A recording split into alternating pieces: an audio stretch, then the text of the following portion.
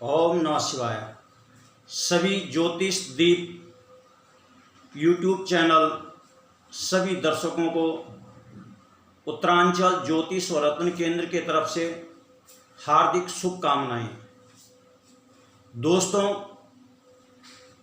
इस पवित्र श्रावण मास में मैं सभी शिव भक्तों को कहना चाहूँगा कि आप अपने घरों में भगवान शंकर का रुद्राभिषेक अवश्य कराएं। इससे पाप ताप श्राप सब मिट जाते हैं।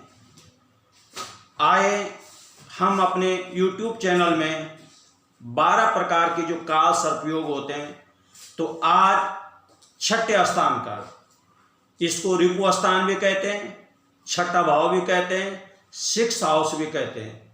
तो आए आज छठे भाव में अगर आपका राहु हो और द्वादश यानी 12वें भाव में अगर केतु हो, तो उसका महापद्म काल सर्पयोग उसका नाम होता है। कल आपने पढ़ा पद्म काल सर्प यानी पंचम हाउस से और 11th हाउस तक, आज 6th हाउस से और 12th हाउस तक इसका नाम महापद्म काल सर्पयोग। मैं अपने दर्शकों को पहले बता दूं कि छठे भाव से क्या देखा जाता है। छठे भाव पत्री में किस चीज के लिए विख्यात है। जैसा कि लिखा है कि रिपु भाव षष्ठे कुरुम नरम कुर्यात् शत्रुपक्षम विवर्जितम सौम्ये षष्ठि महारोगान षडचंद्रस्य मृत्युदा। साफ लिखा है मानसागरी में, मानसागरी का जो ग्रंथ है उसमें लिखा है कि छठे भाव पाप शत्रु रोग इन चीजों को देने वाला। और अगर किसी के छठे भाव में चंद्रमा आ जाते तो छोटे बच्चा दूध ना पीना, बीमार रहना, खाना ना खाना, यहां तक लिखा है कि स्वास्थ्य की परेशानी अधिक रहती है। ये छठे भाव से होते हैं। इसको ज्योतिष में छठा भाव कहते हैं। इस भाव से बीमारी, रोग, नौकरी, सेवा, कर्ज, पशु, प्रतिद्वंदी, आप किराएदार रख रहे हैं, आपके मामा के साथ कैसे संबंध रहेंगे, आप कंजूस है, चिंता है, व्यसन है, शंका है, पेट की दिक्कत है, ये सब ज्योतिष में छठे भाव से देखा जाता है। छठा भाव इसलिए भी महत्वपूर्ण है कि अगर आपने किराएदार अपने घर में रखना है तो ये देख लें कि आपका छठा भाव में कौन सा ग्रह है। कहीं ये ना हो कि आपका पाप ग्रह, शत्रु ग्रह, नीच ग्रह, यह आपका महापद्म का सर्पयोग है, तो आपके किराएदार आपको हमेशा परेशान करेंगे। जैसा कि टाइम पे किराया न देना, बिजली के तोड़ फोड़ करना, पानी के बिल में झिकझिक करना, बिजली के बिल में झिकझिक करना, ये सब छठे भाव से होता है।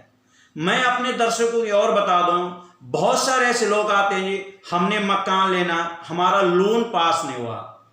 तो आप अपनी पत्री को देखें, कहीं आपकी पत्री में राहु तो नहीं हो छठे भाव, या पाप ग्रह या नीच ग्रह तो नहीं है। अगर आपके छठे भाव में पाप ग्रह, नीच ग्रह या शत्रु भाव के कोई ग्रह हो, तो आप कितना भी जोर लगा दो, आपका बार बार आपकी फाइल बैंक से खारिज हो जाएगी। आपको लोन लेने में, पैसे लेने में बार बार कुछ ना कुछ आपके उसमें फाइल में रुकावट वाली बात आएगी।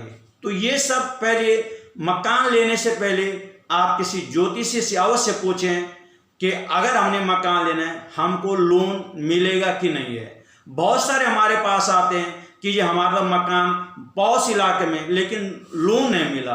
तो उसका कारण है कि आपकी पत्री में छठे भाव में महापद्म का सर्प हो सकता है, जिसकी वजह से आपको लोन लेने में दिक्कत आ रही है। या बहुत सारे आते हैं कि हमारे मामा पक्ष से हमारे विचार अच्छे नहीं है। तो अगर आपके मामा के साथ संबंध अच्छे नहीं है तो आपके छठे भाव में हो सका कि आपका महापद्म का सर्पयोग है। यह बहुत सारे कहते हैं हम पेट की परेशानी से परेशान है, पेट की पीड़ा से, तो ये अवश्य आप चेक करा दें कि कहीं ये ना हो कि आपका महापद्म का सर्पयोग है।